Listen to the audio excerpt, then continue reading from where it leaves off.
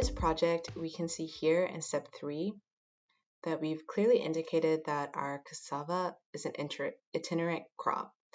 And we see next to our cassava, shown in yellow on the chart, this blue area that corresponds to the fallow land that results from shifting cassava.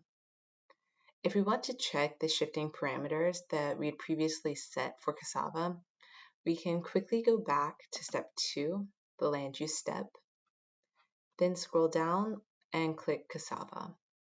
You can do that by clicking on the pencil icon, and then we click on settings.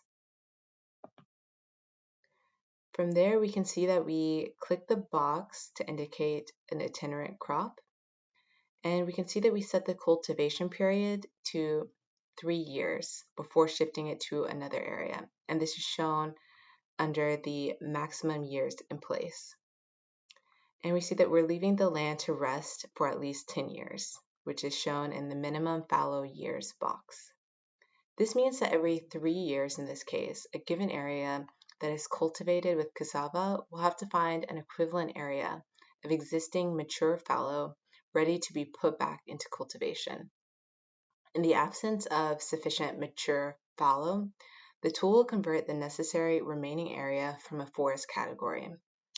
In the case that there are multiple forest types that are available in the project, the tool will give priority to the least dense forest, using carbon stalks as a measure for forest density.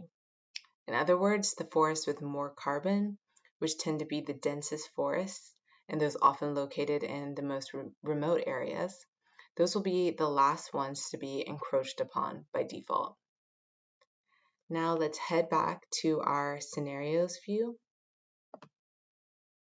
which can be done by clicking the green scenarios button at the bottom of the page.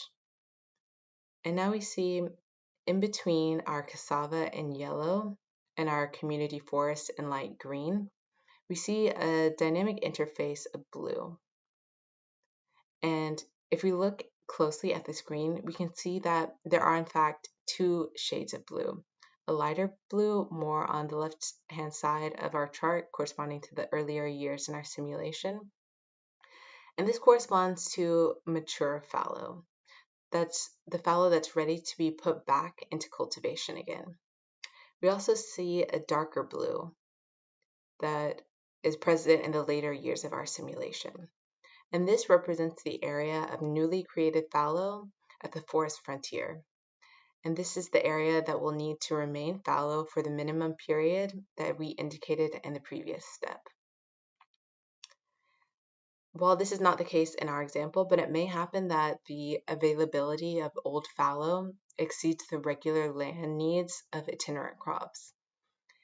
In this case, old fallow that reaches the age of 20 years will mature into regenerating forests, adding to the area of the forest type in the project that has the lowest carbon density. So in our case, that would be community forests. And one last comment on fallow.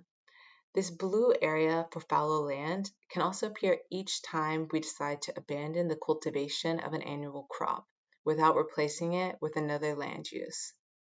This is only the case for annual crops, however, and it is not the case for perennial crops. Perennial crops that are abandoned or not replanted at the end of their production cycle would be considered to quickly convert back to regenerating forest without any fallow period. If we make any changes to the parameters and settings, always remember to save your work.